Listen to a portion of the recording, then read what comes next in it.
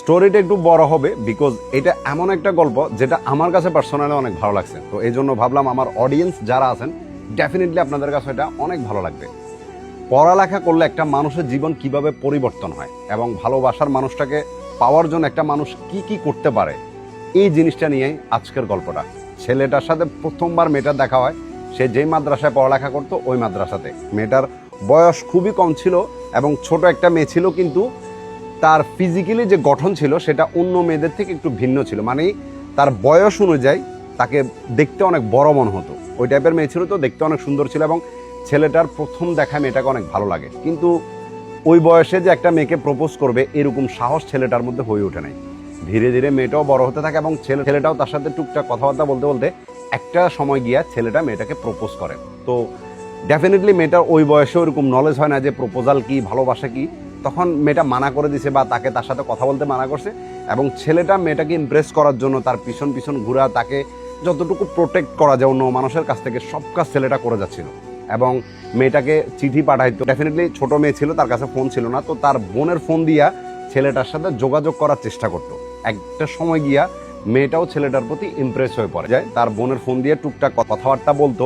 ওই বয়সে একটা জিনিস কি হয়, ফিলিংস নিজের মধ্যে রাখার মতো এরকম নলেজ থাকে না। তো সে তার ফ্যামিলির মাধ্যমে জিনিসটা জানায় দিয়েছে যে একটা ছেলে তাকে মানে এরকম এরকম করতো এবং ছেলেটাকে সে ভালোবাসে।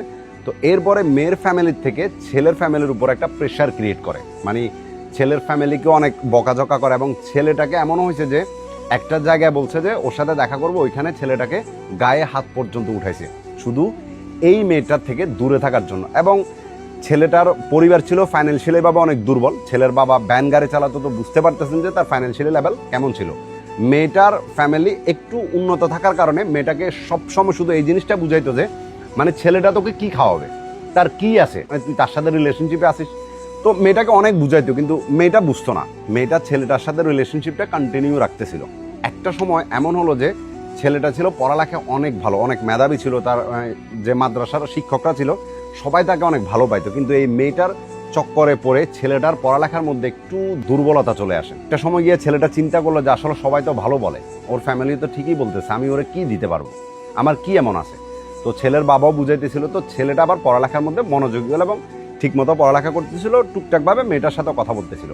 এবং এরপরে সে চিন্তা করলো যে তার একটা জব দরকার আছে, মানে পড়ালেখার পাশাপাশি একটা কর্মস্থান দরকার আছে। তো সে কম্পিউটার শিখলো এবং কম্পিউটার মধ্যে সে কি কাজ করতো, লাইক আপনার পাসপোর্টের অ্যাপ্লাই করা, এনআইডি কার্ড বের করা, জন্ম নিবন্ধন অ্যাপ্লাই করা, এই যে টুকটাক যে কাজগুলো ছিল এগুলো করতে থাকে। এবং একটা সময় সে অনেক ভালো পরিমাণ টাকা ইনকাম করতেছিল। তো ওই টাকাটা কি করতো, মানে নিজের ফ্যামিলিকে তো ওরকম টাকা পয়সা দিতে হতো না, তো যতটুকু পারতো না মেয়ের ফ্যামিলিকে দিত। মানে মেয়ের খালা বলেন, চাচি বলেন, মামি বলেন, যারা আছে সবাইরে ছেলেটা মানে সবসময় গিফট বলেন, টাকা পয়সা বলেন, এটা সেটা দিতেই থাকতো। তো এর মধ্যে না মেয়ের ফ্যামিলির সবাই ছেলেটার প্রতি ইমপ্রেস হয়ে গেছে, বিকজ ভালো পরিমাণ টাকা পয়সা ইনকাম করতেছে, মেয়ের ফ্যামিলির সবাইকে টাকা পয়সা দিতেছো। তো এটা দেখে না মানে মেয়ের ফ্যামিলির যে মেম্বারগুলো আছে সবাই ছেলেটার প্রতি হঠাৎ করে দুর্বল হয়ে পড়ে। ছেলেটা পড়ালেখাও করতেছে, তো ওইখানেও তার ভালো একটা পর্যায়ে গেলো এবং একটা সময় সে স্কলারশিপ পায়, যেটা স্কলারশিপ থাকে। তো সে চিন্তা করলো যে সে যাবে না, সে আরো ভালো একটা পর্যায়ে যেতে পারে। এরপরে সে ঢাকাতে একটা বিশ্ববিদ্যালয়ে ভর্তি হলো এবং ওইখান থেকে সে আরেকটা স্কলারশিপ পাইছে, যেটা আমেরিকা ছিল, মানে আমেরিকার স্কলারশিপ ছিল। আর এর মধ্যে মেয়ের ফ্যামিলি সবাই তাদের রিলেশনশিপের কথা জানে, এলাকার মধ্যে সবাই জানে, ছেলের ফ্যামিলি সবাই জানে।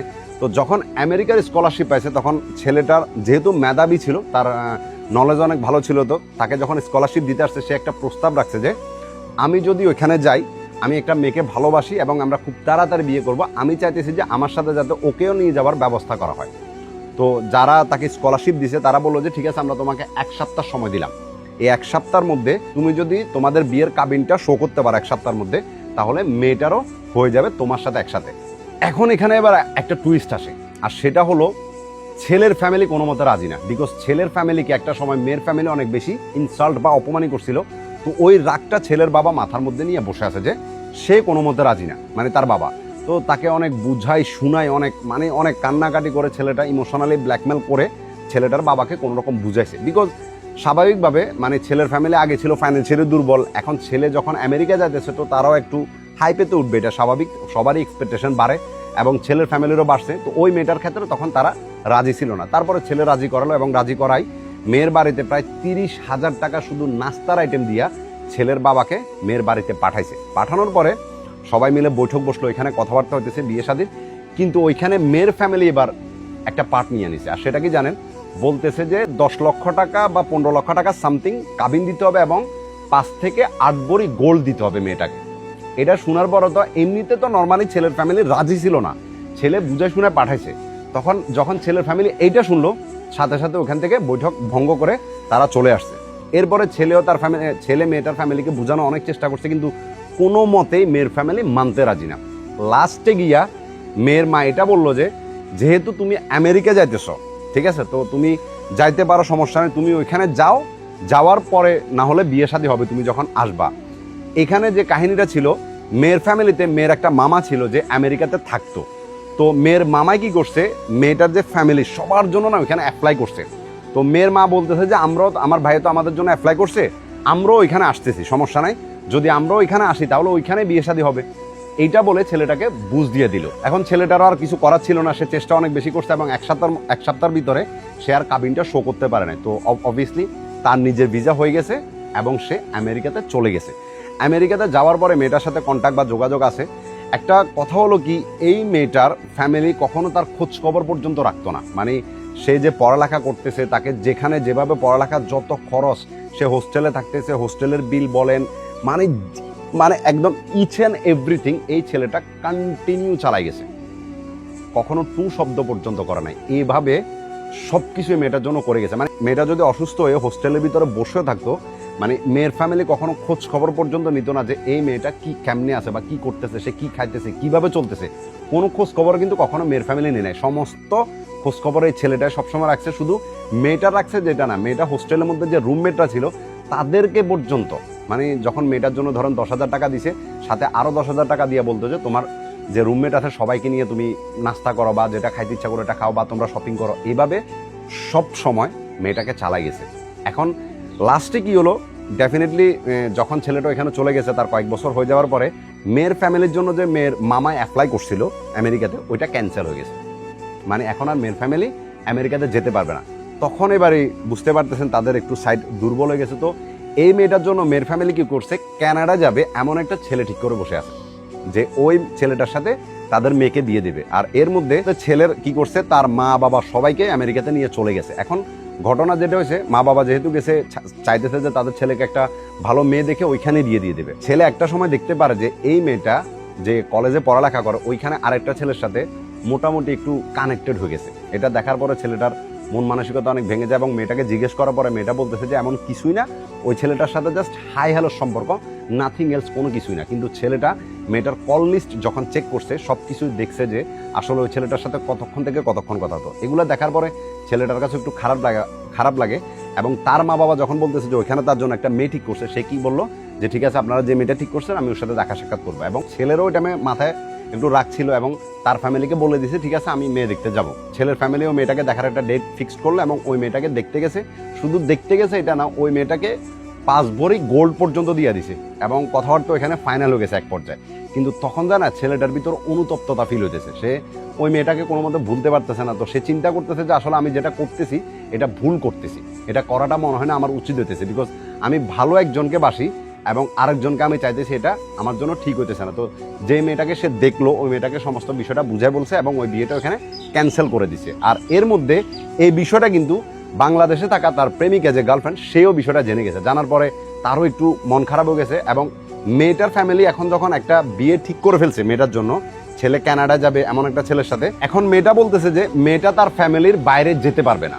আর এই জন্য সে বলতেছে যে তার জন্য যে ছেলেটা ঠিক করছে ওই ছেলেটার সাথে সে বিয়ে শাদী করে ফেলবে।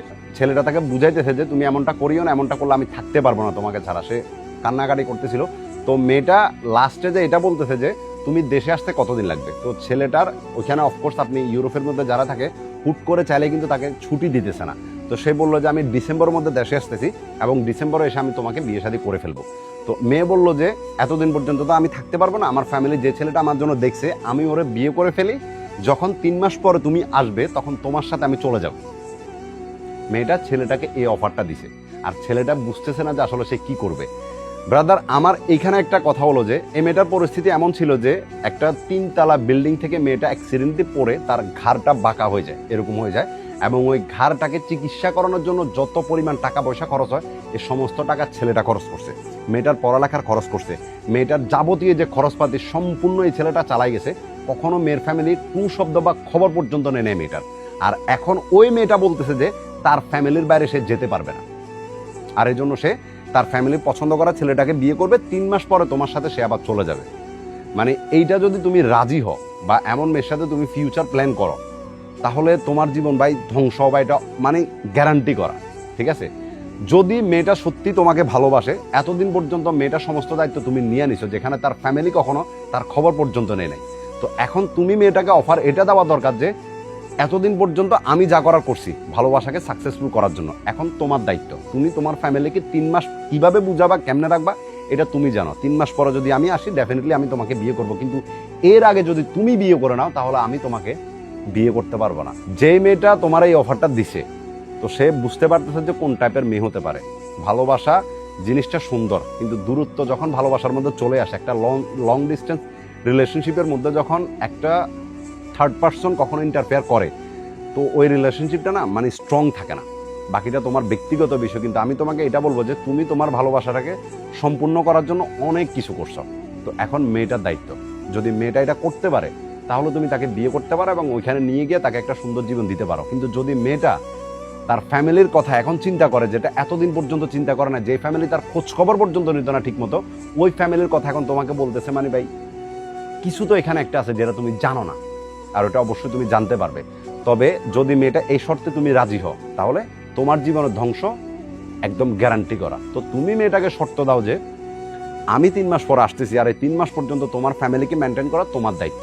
যদি 3 মাস পর্যন্ত থাকতে পারো তো তোমাকে আমি বিয়ে করে নিয়ে আসবো, সমস্যা নেই। কিন্তু যদি এই 3 মাসের মধ্যে তোমার সিদ্ধান্ত এটা থাকে যে তুমি তোমার ফ্যামিলির বাইরে যেতে পারবে না, তাহলে তোমার যা ইচ্ছা তা করতে পারো।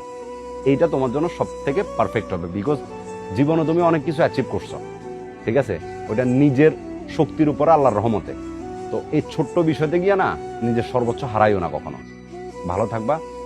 বাকিটা এই কমেন্টে সবাই তোমাকে বলবে যে তুমি কি করলে তোমার জন্য ভালো হবে। যে মানুষটাকে ছোটবেলা থেকে ভালোবাসছো, আশা করি ওই মানুষটাও তোমার ভালোবাসছিল। তোমার ভালোবাসার প্রমাণ তুমি এত বছর দিয়ে গেছো, এখন তার ভালোবাসার প্রমাণ দেওয়ার জন্য 3 মাস আছে। যদি সে দিতে পারে তো ঠিক আছে, আর না পারলে তাকে তার মতো থাকতে দাও।